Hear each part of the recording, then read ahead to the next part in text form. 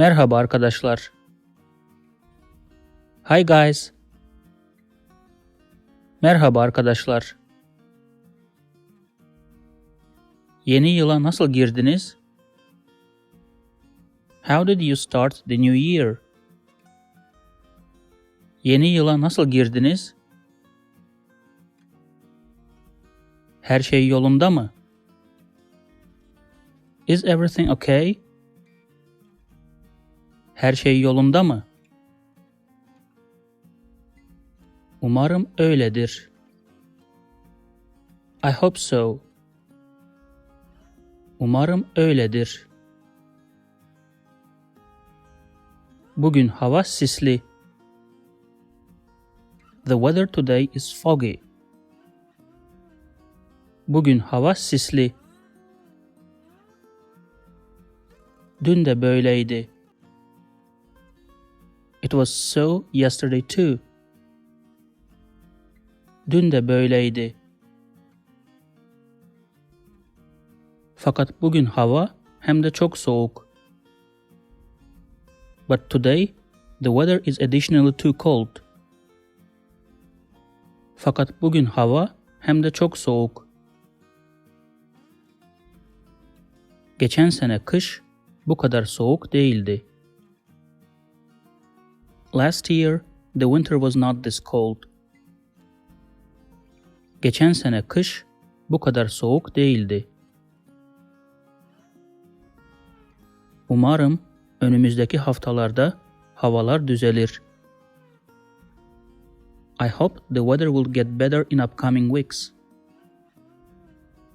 Umarım önümüzdeki haftalarda havalar düzelir. Benim en sevdiğim ay Mart. My favorite month is March. Benim en sevdiğim ay Mart. Çünkü Mart ilkbaharın ilk ayı. Because March is the first month of spring. Çünkü Mart ilkbaharın ilk ayı. Aslında her mevsim kendine göre güzel. Actually, every season is beautiful in its own way. Aslında her mevsim kendine göre güzel. Fakat benim favorim ilkbahar.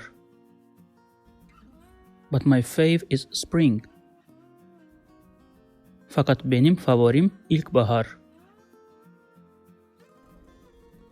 Ne aşırı soğuk ne de aşırı sıcak bir mevsim.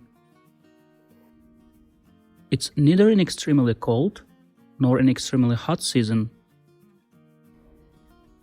Ne aşırı soğuk ne de aşırı sıcak bir mevsim. Tam bana göre. Just for me. Tam bana göre.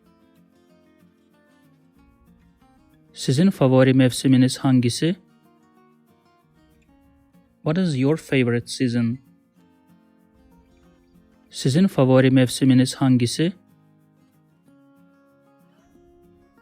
Aranızda hiç soğuk havaları seven var mı? Is there anyone among you who likes cold weather? Aranızda hiç soğuk havaları seven var mı? Hakikaten merak ediyorum. I'm really curious. Hakikaten merak ediyorum. Bu arada ben Temmuz'da doğdum. By the way, I was born in July. Bu arada ben Temmuz'da doğdum. Sanırım ondan dolayı soğukla aram yok. I guess I don't like cold because of that. Sanırım ondan dolayı soğukla aram yok. If you like this video, please subscribe to my channel below for more videos on Turkish grammar, vocabulary and pronunciation. Also, if you think this video can benefit somebody else, please share it with them.